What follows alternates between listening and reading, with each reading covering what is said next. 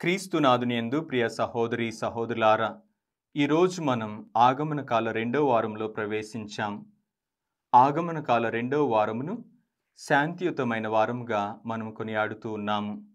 ఈనాటి దివ్య గ్రంథ పఠనాలు క్రీస్తు ప్రభు యొక్క రాక కొరకు సంసిద్ధం కమ్మని మనందరినీ ఆహ్వానిస్తున్నాయి. ఈనాటి మొదటి పట్టణము సువిశేష పట్టణము క్రీస్తు ప్రభు యొక్క మొదటి రాకడను ప్రస్తావించుచుండగా, ఈనాటి రెండవ పట్టణంలో పునీత పౌలు గారు క్రీస్తు ప్రభు యొక్క రెండవ రాకడకు సంసిద్ధం కమ్మని మనందరినీ ఆహ్వానిస్తూ ఉన్నారు. ప్రియ సహోదరి సహోదరులారా, ఎవరైనా ఒక అతిథి మనల్ని సందర్శిస్తూ ఉండగా మనం ఎంతగానో తయారవుతాం. ఉదాహరణకు, దేశ ప్రతినిధులు, దేశ పాలకులు ప్రజల సందర్శనార్థమై వస్తూ ఉన్నప్పుడు మనం ఎంతగానో సిద్ధపడతాం. ముఖ్యంగా భద్రతా సిబ్బంది వారికి ఎటువంటి ఆపద వాటిల్లకుండా కడు జాగ్రత్తతో అన్ని ఏర్పాట్లు చూస్తూ ఉంటారు. అయితే మన ఆధ్యాత్మిక జీవితంలో క్రీస్తు ప్రభు మన హృదయాల్లోనికి ఆహ్వానింపబడాలి అంటే మనం కూడా సిద్ధపడాలి. హృదయ పరివర్తనతో, పశ్చాత్తాపముతో, ప్రార్థనతో, మంచి జీవితంతో ఆ ప్రభుని ఆహ్వానించుకోవటానికి ప్రయత్నం చేయాలి. ఈ ఆగమన కాలం అందుకొరకు మనకు ఎంతో ఉపయోగపడుతుంది. ఈనాటి మొదటి పట్టణము బారూకు గ్రంథం నుండి గ్రహింపబడినది. బారూకు ఇర్మియా ప్రవక్తకు సహాయకుడు. ఇశ్రాయేలీ ప్రజలు బబులోను ప్రవాసంలోనికి కొనిపోబడినప్పుడు బారూకు కూడా వారిని వెంబడించాడు. ఇశ్రాయేలీ ప్రజలు బబులోను ప్రవాసంలో ఉన్నప్పుడు యెరూషలేము నగరానికి దూరంగా ఉంటూ దేవునికి నైవేద్య బలులను అర్పించే అవకాశం లేకపోయినా, వారి మతాచారాలను పాటించేటువంటి అవకాశం లేకపోయినా, వారిలో చాలామంది విశ్వాసపాత్రమైనటువంటి జీవితాన్ని జీవించారు. అది క్రీస్తు పూర్వం 538వ సంవత్సరం.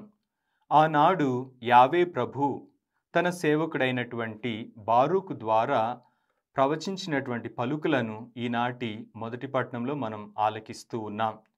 యెరూషలేము నగరాన్ని ఒక స్త్రీతో పోల్చి ఈ విధంగా అంటూ ఉన్నారు: నీవు నీ విచార వస్త్రములను విడిచి దేవుని వైభవము అను శాశ్వత సౌందర్యమును ధరింపుము, దేవుని నీతిని వస్త్రముగా ధరింపుము అని ఓదార్పు పలుకులు పలుకుతున్నారు. ఇశ్రాయేలీ ప్రజలు బబులోను ప్రవాసంలోనికి తీసుకొని పోబడినప్పుడు వారు కాలినడకన వెళ్ళారు. అయితే యావే ప్రభు ఈ విధంగా వాగ్దానం చేస్తూ ఉన్నాడు: నీ దేవుడు నీ ప్రజలను మోసుకొని వచ్చుచున్నాడు, రాజవైభవముతో ప్రజలు వారిని మోసుకొని వచ్చుచున్నారు అని ఓదార్పు పలుకులు తెలియచేస్తూ ఉన్నారు. ప్రియ సహోదరి సహోదరులారా, ఈ ప్రవచన వాక్కులు ఇశ్రాయేలీ ప్రజలు బబులోను ప్రవాసం నుండి వారి సొంత దేశానికి తిరిగి వచ్చినప్పుడు నెరవేరాయి. ఈ సందర్భంగా దేవుడు చేసిన వాగ్దానాలను తప్పక నెరవేరుస్తాడని మనం తెలుసుకుంటున్నాం. ఉన్నత పర్వతములను, శాశ్వత నగరములను సమము చేయండి, దేవుని యొక్క కరుణ, నీతి వారిని నడిపించును అని బారూకు ప్రవక్త తెలియచేస్తూ ఉన్నాడు.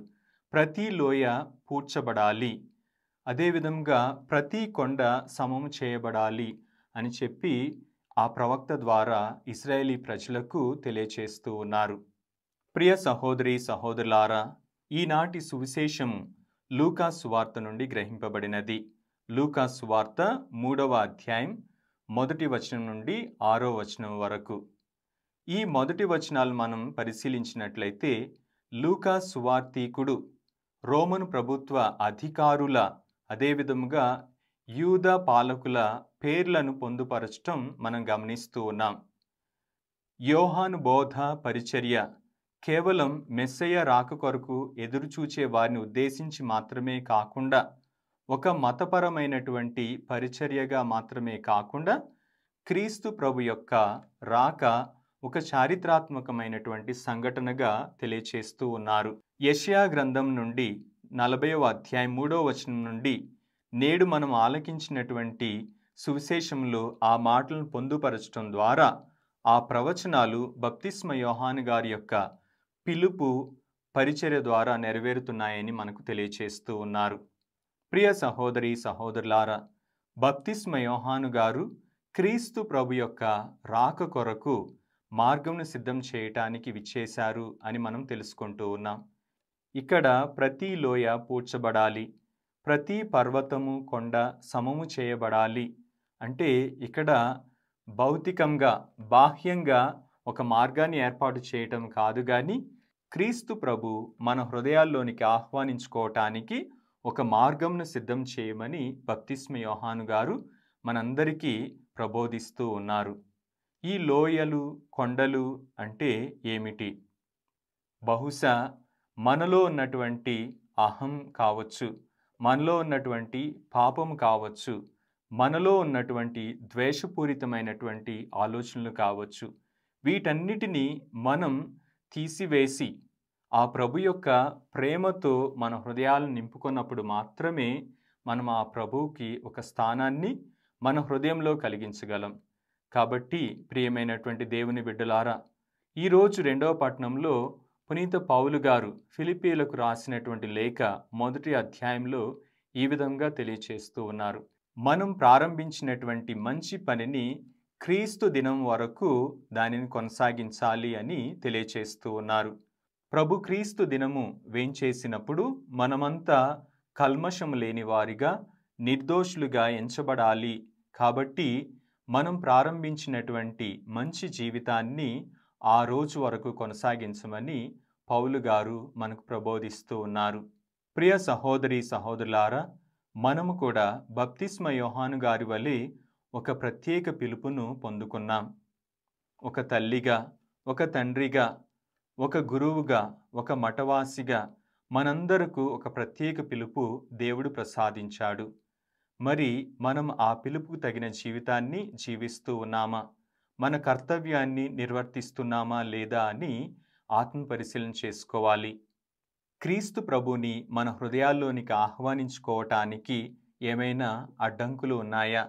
ఏమైనా అడ్డుగోడలుగా నిలుస్తూ ఉన్నాయా అని ఆత్మపరిశీలన చేసుకొని శాంతియుతుడైనటువంటి ఆ ప్రభువుని మన హృదయాల్లోనికి ఆహ్వానించుకోవటానికి మన జీవితాలను, కుటుంబాలను శాంతితో నింపమని ఆ ప్రభు రాక కొరకై 1000 కనులతో ఎదురు చూద్దాం. ఆమెన్.